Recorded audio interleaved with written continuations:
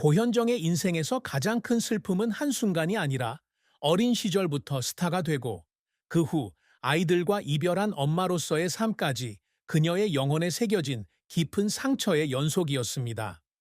고현정의 가장 큰 슬픔 중 하나는 2003년 정용진과의 격동적인 이혼으로 두 자녀 정혜찬 1998년생, 과 정혜인 2000년생의 양육권을 잃은 것이었다. 1995년 삼성 창업자 이병철의 손자이자 신세계그룹 부회장 겸 CEO인 정용진과 결혼한 고현정은 한때 현대동화에 등장하는 공주로 여겨졌다. 하지만 결혼 8년 만에 헤어지면서 그 이야기는 곧 비극으로 바뀌었고 그녀는 남편을 잃었을 뿐만 아니라 세상에서 무엇보다도 사랑했던 두 자녀의 양육권도 잃었습니다. 2024년 말 유퀴즈 온 더 블록에 드물게 출연한 고현정은 아이들에 대한 이야기를 나누며 눈물을 흘렸습니다. 많은 분들이 아이들을 아직 만나냐고 물어보세요. 저는 아이들과 함께 살지 않고 어색하고 거리감을 느껴요. 이별이 이렇게 슬플 줄은 몰랐어요. 그녀는 이혼 후 정용진이 긴박한 법정 싸움 끝에 양육권을 완전히 얻었기 때문에 해찬과 혜인을 거의 볼 기회가 없었다고 말했습니다. 저는 무엇이든 해낼 수 있을 거라고 생각했지만 아이들을 잃는다는 느낌은 참을 수 없어요. 그녀는 숨이 막히며 말했다. 그 슬픔은 단순히 육체적인 상실뿐만 아니라 자녀의 삶에 참여할 수 없고 자녀를 안아줄 수 없고 어린 시절의 중요한 순간에 자녀가 엄마라고 부르는 소리를 들을 수 없을 때 느끼는 무력감이기도 합니다. 이혼 후 그녀가 여러 가지 소문과 대중의 비난에 직면하면서 이러한 슬픔은 더욱 깊어졌습니다. 고현정은 1995년 영화 모래시계로 연기 인생의 정점에 달했을 당시 신세계 가문으로부터 부당한 대우를 받았다는 소문과 개인적인 야망 때문에 결혼 생활을 파탄냈다는 소문에 휩싸인 바 있다. 그런 소문은 그녀의 평판을 손상시켰을 뿐만 아니라 그녀가 자신의 이야기 속에서 외로움을 느끼게 했습니다. 2009년 골든 피셔리와의 인터뷰에서 그녀는 남편 가족이 자신을 고립시키기 위해 영어를 구사한다는 소문을 일축했지만 스트레스가 많은 재벌 가정에서 살았던 세월을 떠올릴 때마다 그녀의 눈은 여전히 슬픔으로 반짝였다. 그녀는 마치 자신을 비난하는 듯 낮은 목소리로 저는 좋은 아내이자 어머니가 되려고 노력했지만 아마도 충분하지 않았던 것 같아요 라고 말했다. 고현정이 겪어야 했던 또 다른 고통은 인생의 큰 사건 이후 친가족과 헤어지는 일이었습니다. 고병철과 그녀의 부모님, 그리고 형과의 관계에 대한 자세한 내용은 거의 알려져 있지 않지만 그녀는 2011년 출간한 저서 고현정의 질감에서 결혼 초기와 배우 생활 동안 사랑하는 사람들과의 연락이 끊어졌다고 암시했습니다. 그녀는 주목을 받으며 살다 보면 종종 가장 단순한 것들을 잊어버리곤 한다고 썼다. 아마도 그 슬픔은 그녀가 그다지 부유하지 않은 가정에서 자랐고 성공을 거두었지만 재벌 생활과 이혼의 장벽 때문에 그 기쁨을 온전히 나눌 수 없었기 때문일 것입니다. 결국 고현정의 가장 큰 슬픔은 아마도 과거의 선택에 대한 후회일 것이다. You Quiz on the Block과의 인터뷰에서 그녀는 첫 아이를 낳은 후 샌글라스의 성공을 돌아보며 결혼을 위해 너무 일찍 경력을 포기한 것에 죄책감을 느꼈다고 말했습니다. 그녀는 뺨에 눈물을 흘리며 최선을 다하고 있다고 생각했는데 내 삶에는 머을 수 없는 구멍이 있다는 걸 깨달았어요 라고 말했다. 그 슬픔은 개인적인 상실일 뿐만 아니라 유망한 여배우에서 깊은 트라우마를 겪은 후 새로운 삶을 시작해야 하는 여성으로 인생을 완전히 바꿔놓는 결정에 직면했을 때 느끼는 외로움이기도 했습니다.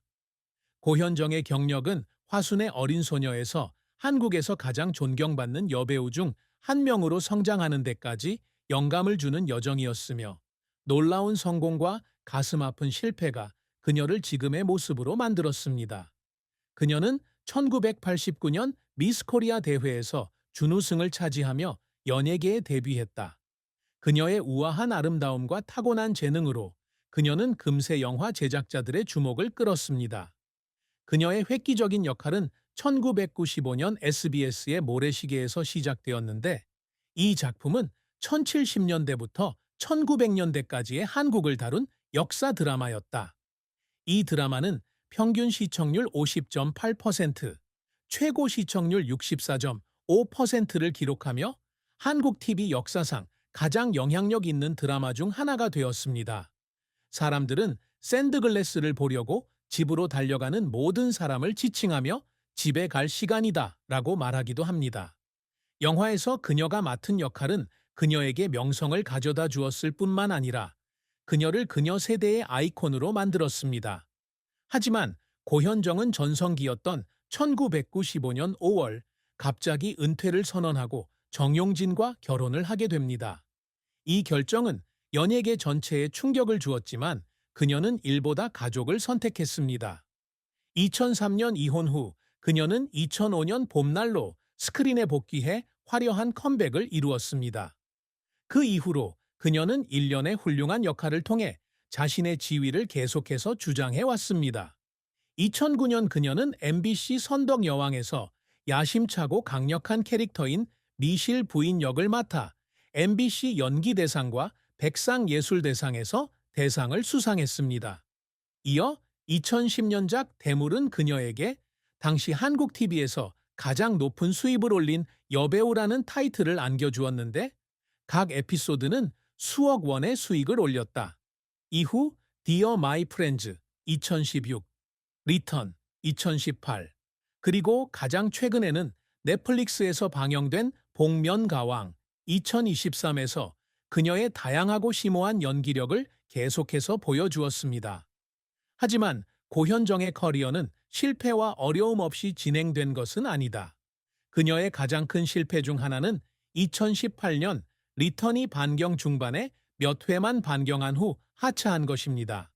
그녀가 수수께끼 같은 변호사를 연기한 이 영화는 처음에는 큰 기대를 모았지만 그녀는 감독과의 화해할 수 없는 차이로 인해 갑자기 철회했습니다.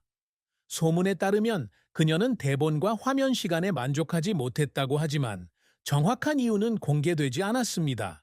이 사건으로 그녀는 엄청난 비난을 받았고 그녀는 2020년 인터뷰에서 사건 이후 많이 울었다고 말했습니다. 그녀는 관객을 실망시킨 것 같은 기분이 들었고 더 이상 무대에 설 자격이 있는지 의문이 들었습니다.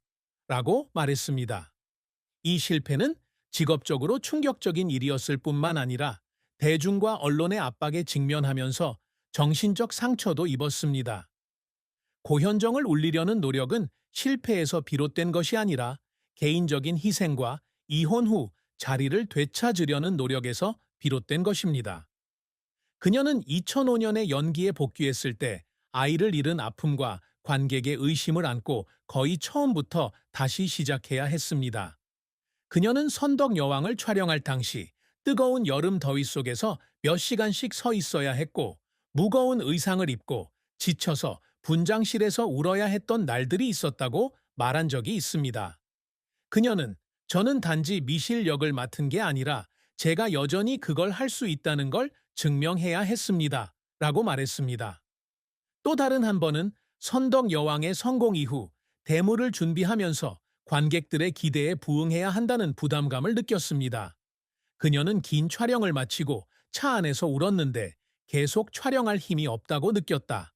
하지만 그녀를 앞으로 나아가게 한 것은 바로 그 눈물이었고 그 고통은 나중에 큰 성공을 이루는 동기가 되었습니다. 고현정이 항상 갈망하는 성취는 단순히 명예나 상이 아니라 예술과 삶에서 시대를 초월한 유산을 남기고자 하는 열망입니다. 그녀는 연예계에 데뷔한 초기부터 아름다움뿐만 아니라 재능과 헌신을 바탕으로 존경받는 여배우가 되는 꿈을 꾸었습니다. 이를 위해 그녀는 동국대학교 공연예술학과를 졸업하고 각 역할을 통해 연기력을 갈고 닦으며 끊임없이 학습해 왔습니다. 그녀의 가장 큰 업적은 아마도 이혼 후 자신의 지위를 되찾은 것일 것입니다. 선덕여왕과 대물을 통해 그녀는 다시 정상에 오르고 한국 TV에서 가장 높은 급여를 받는 여배우가 되었습니다. 그녀가 받은 대상은 단순한 보상이 아니라 역경을 극복해낸 그녀의 능력을 증명하는 것이기도 했습니다. 고현정은 연기 활동 외에도 다른 분야에서도 영향력 있는 인물이 되기 위해 노력하고 있다. 2011년에는 고현정의 질감이라는 책을 출간해 자신의 개인적 경험을 바탕으로 아름다움과 건강한 삶에 대한 철학을 공유했습니다. 이 책은 단 이틀 만에 3만 부가 팔려 출판계의 주목을 받았고, 그녀가 배우로서뿐만 아니라 작가이자 영감의 원천으로서도 자리매김하는 데 도움이 되었습니다. 그녀는 또한 2010년에 매니지먼트 회사인 IOK 컴퍼니를 설립하여 자신의 경력을 관리하고 젊은 인재를 지원하며 엔터테인먼트 산업에서 자신의 유산을 쌓고자 하는 열망을 표현했습니다. 2012년 그녀는 SBS에서 고쇼를 진행했는데, 이 쇼는 불과 8개월 동안 진행되었지만 그녀는 이를 통해 새로운 방식으로 청중과 소통하려 시도했습니다.